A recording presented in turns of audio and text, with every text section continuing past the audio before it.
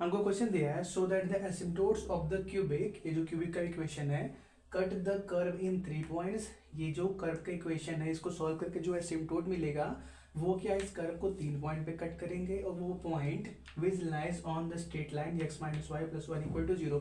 और जो पॉइंट्स हैं वो क्या इस स्ट्रेट लाइन पे आएंगे, ये हमको दिखाना है। ठीक है, तो हमको पहले क्या करते हैं, एसिम्प्टोट का इक्वेशन निकाल लेते हैं। सॉरी, हम क्या करते हैं, पहले इस कर्व से एसिम्प्टोट निकाल लेते हैं। ठीक है, तो कर्व का इक्वेशन को जहाँ पे भी ब्रैकेट लगा इसको ओपन करके पहले लिख लेते हैं। तो क्या मिलेगा आपको, X cube minus 2y³ plus 2x² minus का xy² plus xy minus y² plus 1 equal to 0। ये है क्या है, कर्व का इक्वेशन है। तो हाई डिग्री क्या है, कर्व का 3 है। यहाँ पे 3 3 2 1 3 2 1 3, कर्व का हाई डिग्री 3 है। तो इसके हमको 3 एसिम्प्टोट्स मिलेंगे। ठीक है, तो पहले बात करते हैं हम पैरेलल एसिम्प्टोट्स के बारे में। तो उसके लिए क्या करेंगे, हम पहले asymptote parallel to X axis के बारे में बात कर लेते हैं। तो इसके लिए क्या करेंगे, इस कर्व के इक्वेशन में जहाँ पे भी एक्स का हाई डिग्री वाला टर्म हुआ उसके कोफिशिएंट को 0 के बराबर रख के सॉल्व करेंगे। ठीक है, तो एक्स का high degree term x cube, इसका कोफिशिएंट 1 एक कांस्टेंट नंबर है, 0 के बराबर कभी नहीं हो सकता। मतलब हमको एक्स एक्सिस के पैरेलल एसिम्प्टोट्स नहीं मिलने वाले। तो हम क्या करेंगे, एक्स एक्सिस के पैरेलल एसिम्प्टोट्स नहीं मिलने वाले हैं तो वाई की तरफ जाएंगे। तो क्या करेंगे, हम वाई एक्सिस के पैरेलल एसिम्प्टोट्स निकालेंगे। तो इसके लिए क्या करेंगे, इस कर्व के इक्वेशन में y का जहां पे भी हाईएस्ट डिग्री वाला टर्म है उसके कोफिशिएंट को 0 करेंगे। तो y का हाई डिग्री टर्म कहां पर है, यहाँ पे y³ है। इसका कोफिशिएंट भी -2 है जो 0 के बराबर नहीं हो सकता। करेंगे मतलब हमको ना ही x एक्सिस ना ही y एक्सिस, किसी भी एक्सिस के पैरेलल एसिम्प्टोट्स नहीं मिलने वाले। तो पैरेलल नहीं मिलेंगे तो हम कहाँ जाएंगे, ऑब्लिक एसिम्प्टोट्स निकालने की तरफ जाएंगे। ठीक है, तो हाई डिग्री 3 है तो हम पहले φ3m का वैल्यू लिख लेते हैं, φ3m। इसके लिए क्या करेंगे, जितने भी 3 डिग्री वाले टर्म्स हैं उनके अंदर x का वैल्यू 1 और y की जगह m रखेंगे। ठीक है, तो यहाँ पे 1 मिलेगा माइनस यहाँ पे 2m³ प्लस 2m माइनस का m²। ठीक है, ये हो गया 3 डिग्री वाली टर्म। देखो ये 2 डिग्री वाली टर्म है। ठीक है, तो हम उसको छोड़ देते हैं, पहले यहाँ से m का वैल्यू निकालते हैं। ठीक है, तो हम क्या करते हैं, इसको थोड़ा सा आगे पीछे कर लेते हैं। ठीक है, तो माइनस का 2m³ प्लस का माइनस का m² प्लस 2m प्लस 1। ठीक है, अगर हम क्या करें, यम का वैल्यू 1 पुट करें, यम का वैल्यू 1 यहाँ पे पुट करें तो देखो क्या होता है। ठीक है, तो क्या मिलेगा, -2 -1 प्लस 2 प्लस 1 -3 प्लस 3, मतलब क्या 0 हो गया। तो हम क्या करेंगे, यम इक्वल टू 1 यूज कर सकते हैं क्योंकि आपको भी मालूम है ऑब्लिक एसिम्प्टोट्स का, सॉरी ऑब्लिक कर्व के एसिम्प्टोट निकालने के लिए आप क्या करते हो, जो भी φ3m है मतलब कि जो अभी हाई डिग्री टर्म है उसको 0 के बराबर रखते हो। तो इसके एसिम्प्टोट निकालने के लिए आपको φ3m को 0 के बराबर रखना पड़ेगा। करने का मतलब इसको 0 के बराबर रखना पड़ेगा। तो इसको m इक्वल टू 1 क्या कर रहा है, सेटिस्फाई कर रहा है। तो m इक्वल टू 1 सेटिस्फाई कर रहा है। तो अगर हम क्या करें, m 1 को इधर लाएं तो क्या मिलेगा, m-1 इज इक्वल टू 0। तो m-1 क्या है, इस कर्व के इक्वेशन का एक फैक्टर है। m-1 क्या है, ये जो हमारे पास ये -2m³ minus m² plus 2m plus 1 आया, इसका एक क्या है, फैक्टर है। क्यों, क्योंकि m इक्वल टू m क्या कर रहा है, इसको सेटिस्फाई कर रहा है। तो m का वैल्यू क्या मिल चुका है, 1। इसको हम लिख लेते हैं। ठीक है, तो देखो इसके बाकी फैक्टर्स निकालने के लिए क्या करो आप, पहले इसको माइनस से मल्टीप्लाई कर दो। ये जो आगे वाला माइनस है ना वो सही हो जाए। तो क्या मिल जाएगा, माइनस से मल्टीप्लाई करने के बाद आपको 2m³ प्लस का m² माइनस 2m माइनस का 1। ठीक है, और इसका फैक्टर जो अभी हमने क्या निकाला, m-1 इसका एक फैक्टर है, उससे क्या कर दो, डिवाइड कर दो। ठीक है, तो पहले कितने टाइम्स जाएगा, 2m² टाइम मल्टीप्लाई करोगे क्या मिल जाएगा, 2m³ और फिर क्या इसमें मल्टीप्लाई करो तो क्या मिलेगा, माइनस का 2m²। सब्ट्रैक्ट करो, ये माइनस ये प्लस ये कैंसिल, ये क्या हो गया, 3m² माइनस का 2m माइनस का 1। अब क्या करो, प्लस 3m टाइम्स ले जाओ, 3m इसमें मल्टीप्लाई होगा तो क्या हो जाएगा, 3m का स्क्वायर। फिर क्या, प्लस 3m इसमें मल्टीप्लाई होकर आ जाएगा माइनस का 3m। सब्ट्रैक्ट करो, ये माइनस ये प्लस ये कैंसिल, यहाँ पे क्या हो गया, 3m माइनस 2m मतलब कि m-1 बचा। तो सिंपली 1 टाइम्स ले जाओ। ठीक है, तो 1 से मल्टीप्लाई करोगे तो m माइनस का 1, सब्ट्रैक्ट करोगे ये माइनस ये प्लस कैंसिल हो गया पूरा। ठीक है, यहाँ पे हटा खत्म हो गया। तो हम क्या करते हैं, इसको फैक्टराइज करते हैं। ठीक है, इसको नोट करने की जरूरत नहीं है, बस क्या करते हैं, हम यम के वैल्यू निकालने के लिए यूज कर लेते हैं। ठीक है, तो इसको थोड़ा फैक्टराइज करो, कितना मिला हमको, 2m², 2 1 जा 2, हाँ 2 प्लस 1। ठीक है, तो 2m² plus 2 plus 1 m plus 1। ठीक है, तो उसको ओपन कर लो, 2m² plus 2m plus m plus 1 यहाँ से क्या मिला, यहाँ से 2m कॉमन निकालो तो क्या मिलेगा 2m, यहाँ पे m+1 मिला, इसमें से 1 कॉमन निकालो तो क्या मिलेगा वो m+1। ठीक है, तो ये कहने का मतलब या तो m+1 0 के बराबर होगा या तो 2m+1 0 के बराबर होगा। ठीक है, ये जो हमारे पास ये जो फैक्ट, इसको क्या बोलते हैं, जो भी बोलते हैं भागफल या जो चीज़ भी बोलते हैं, नाम नहीं पता यार, बहुत पहले पढ़ा था। ठीक है, जो चीज़ भी बोलते हैं उसको 0 के बराबर रख के वहाँ से m की वैल्यू निकालोगे तो क्या मिलेगा, m का वैल्यू एक तो क्या मिलेगा -1 मिलेगा, और क्या मिलेगा एक -1/2 मिलेगा। ठीक है, -1/2। तो देखो m के 3 वैल्यू मिल गए, इसके करस्पॉन्डिंग हमको क्या करना पड़ेगा, c की वैल्यू में निकालने पड़ेंगे। ठीक है, जो चीज़ भी बोलते हैं इसको हमको नहीं पता यार, जब जैसे ये है डिवीजन का ना, यहाँ एक नंबर होता है, यहाँ पे एक, यहाँ पे एक, ये नीचे वाला तो पता है जिसको रिमाइंडर बोलते हैं, बाकी तीनों का नाम बोल गए, क्वाइटेंट इसे कुछ ना पता नहीं क्या, जो भी नाम, छोड़ो, भागफल, शेषफल, ऐसे कुछ हिंदी में बोलते हैं। चलो नाम आप देख लेना, नाम की जरूरत नहीं है, हमको अपने क्वेश्चन से बात करना है। नाम नहीं आता चलो देख लेते हैं, अगर आएगा तो अगले क्लास में बता देंगे। चलो ठीक है, तो पहले बात करते हैं m=1 के लिए c का वैल्यू। c का वैल्यू क्या होता है -5, क्योंकि यहाँ पे 3 है तो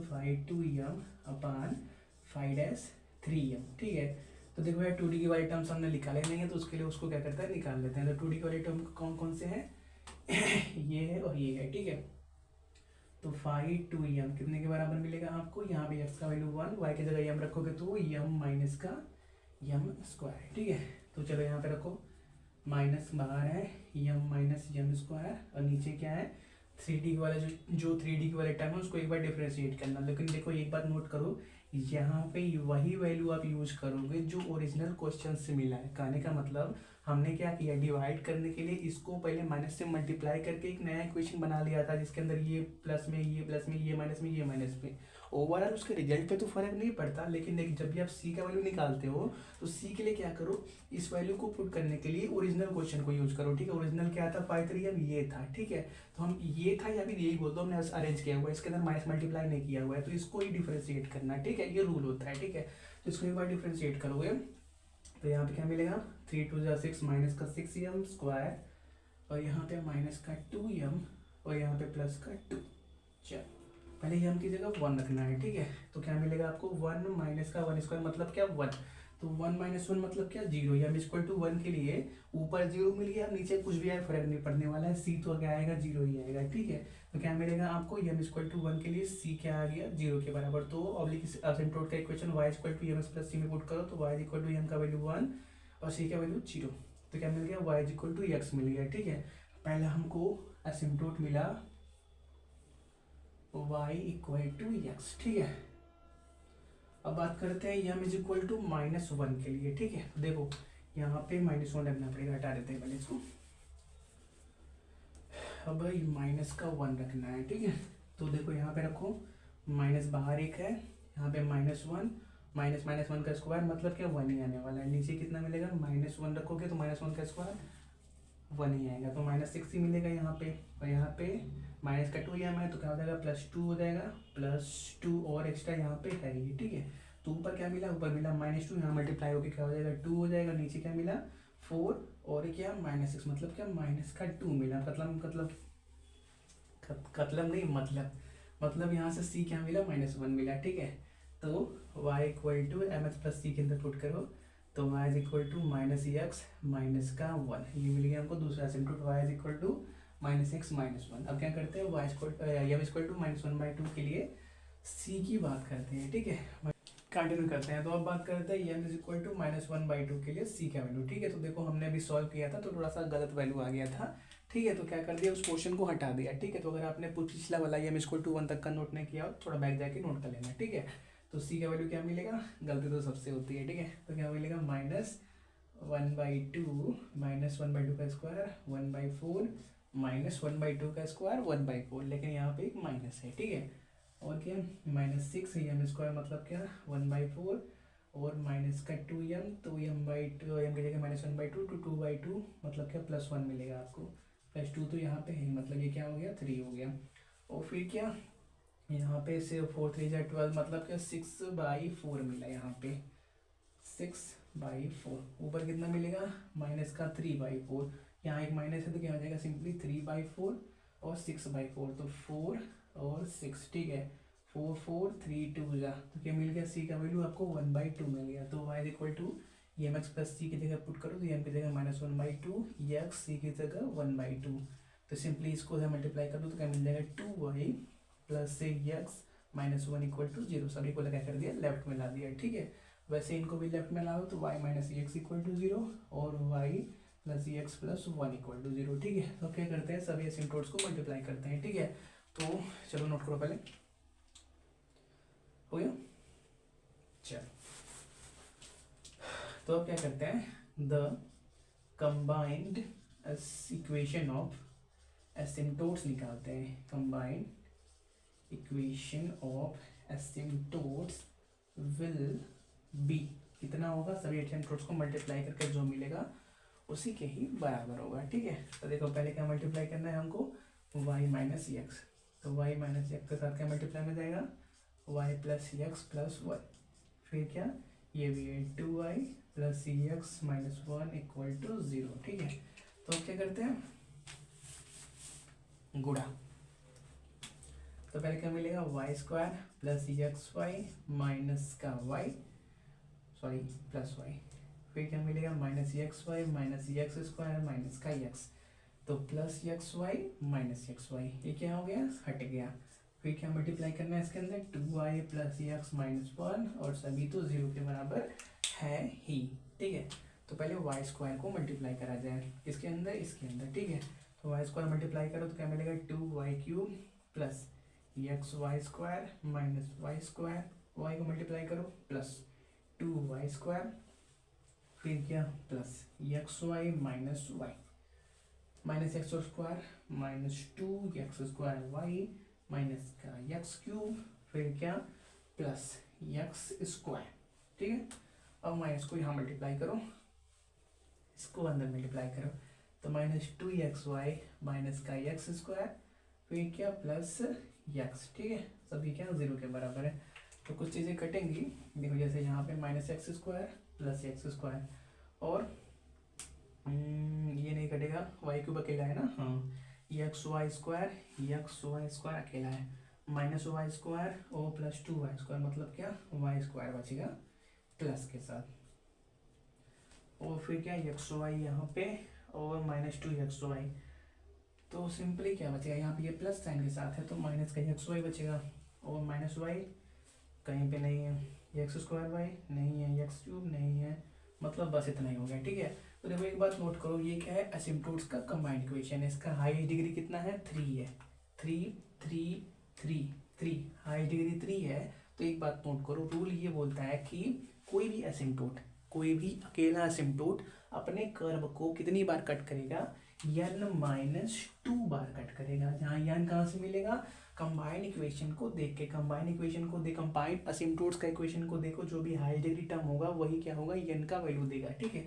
हाई डिग्री टर्म 3 है तो वही क्या n का वैल्यू देगा 3 - 2 मतलब क्या 1। तो ये बात दी गई, यहाँ से ये पता चला कि इस कर्व का एक एसिम्प्टोट इस कर्व को एक पॉइंट पे कट करेगा। तो इस कर्व के कितने एसिम्प्टोट्स हैं, 3 एसिम्प्टोट हैं, तो तीनों टोटल 3 पॉइंट पे कट करेंगे, ठीक है। ये बात समझ लो, या फिर ऐसे समझ लो, कोई भी एसिम्प्टोट और कर्व के बीच इंटरसेक्शन कैसे निकालते हो, n × n-2 से निकालते हो। n कहाँ से मिलेगा, यही high degree term combined equation का, तो 3 × 3 - 2 मतलब क्या 3 के बराबर, ठीक है।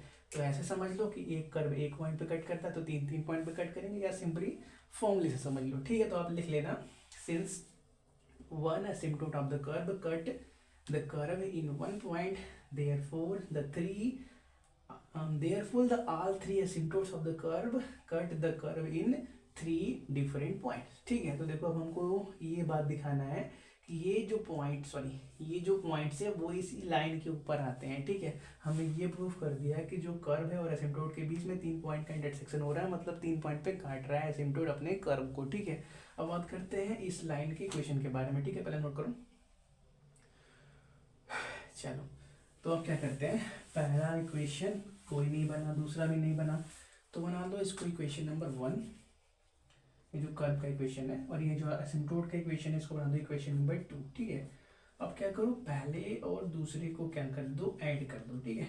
देखो होगा क्या, यहाँ पे एक्स क्यूब है प्लस के साथ और यहाँ पे है माइनस के साथ, तो ये गया -2y³ plus y³ plus 2x² -2x² xy² minus के साथ, तो यहाँ पे कहीं पे प्लस के साथ होना चाहिए, ये भी गया xy प्लस में माइनस में गया -y² तो प्लस y² यहाँ पे होना चाहिए, ये भी गया +1 बच गया, +1 ऊपर बचा और नीचे क्या बचा -y प्लस x, तो क्या बचा x - y + 1 यहाँ से = 0। यही क्या करना था, हमको लाना था कि ये जो पॉइंट्स हैं वो इस लाइन के ऊपर आते हैं, ठीक है। तो ये हो गया प्रूफ, नोट कर लो।